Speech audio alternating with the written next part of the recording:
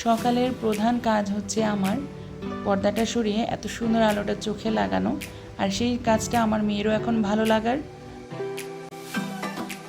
আসসালামু আলাইকুম এভরিওয়ান, অনেক দিন পর হাজির হয়ে গেলাম আপনাদের মাঝে আমার লাইফস্টাইলের একটা দিন শেয়ার করতে। আশা করছি যে যেখান থেকে দেখছেন সবাই ভালো আছেন, সুস্থ আছেন।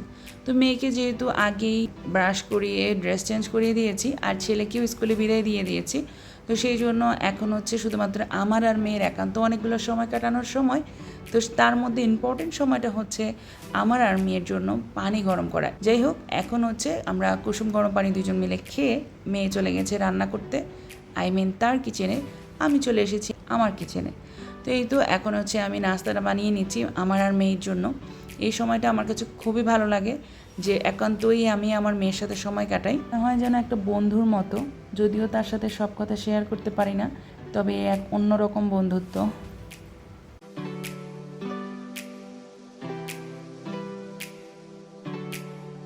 বর্তমান সময় আলোওয়ালা বাসা পাওয়া অনেক কষ্টকর, তো মেনে নিয়েছি। যদিও আমি আলোওয়ালা বাসা অনেক পছন্দ করি, তবে সন্তানদের এবং পরিবেশ সব কিছু বিবেচনায় আনার পর হলেও এই বাসাটা আমাদের জন্য পারফেক্ট ছিল বলে আসলে নেওয়া।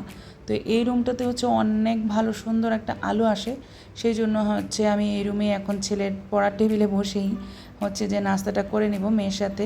আর এই টাইমটা আমরা দুজন অফ ক্যামেরায় বসে গল্প করতে করতে নাস্তাটা করে নিয়েছি।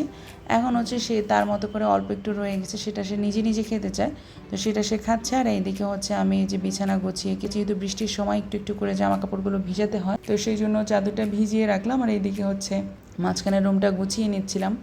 এরই মধ্যে মেয়ে এসে বলছে মেয়ে পড়তে চায়। যখন ও নিজে পড়তে চাইছিল তখন আর আমি দেরি করিনি, যেহেতু সময়ও ছিল না। ঘড়ির টাইম দেখাচ্ছিলাম যে 10:30 মতো বাজে।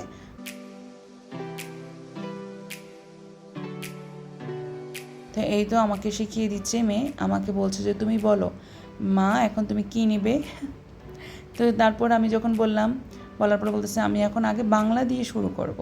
তো এই তো সে এখন বাংলা বই নিচ্ছে, সেই সাথে তার সাথে কতক্ষণ পড়ালেখা শেষ করিয়ে, যেহেতু ছোটো মানুষ অল্প কতক্ষণ পড়ে, তারপর হাতেও বেশি সময় ছিল না।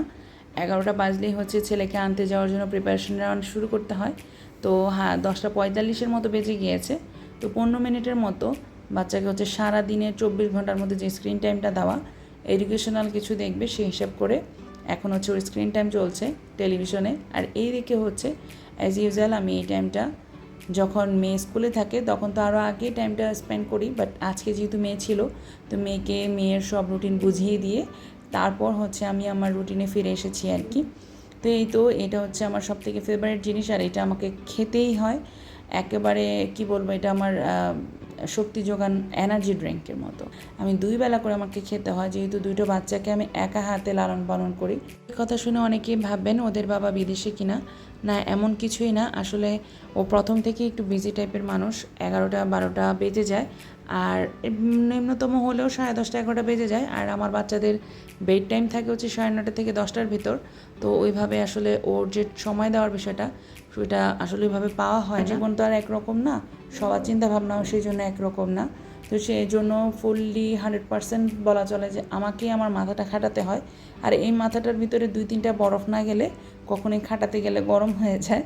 সেই জন্য হচ্ছে আমি 2 বেলা করে কোল্ড কফি খাওয়ার চেষ্টা করি। যাই হোক, আপনাদের সাথে গল্প করতে করতে কিন্তু অলরেডি আমার ডায়েরিতে লেখা শেষ। আর সেই সাথে হচ্ছে রেডি হয়ে মেয়েকে নিয়ে স্কুলেও চলে গিয়েছিলাম ছেলেকে আনতে, এবং চলেও এসেছি নিয়ে। আর সেই সাথে আজ আপনাদের সাথে এখানেই বিদায় নিয়ে নিচ্ছি। সবাই ভালো থাকবেন, সুস্থ থাকবেন। আসসালামু আলাইকুম।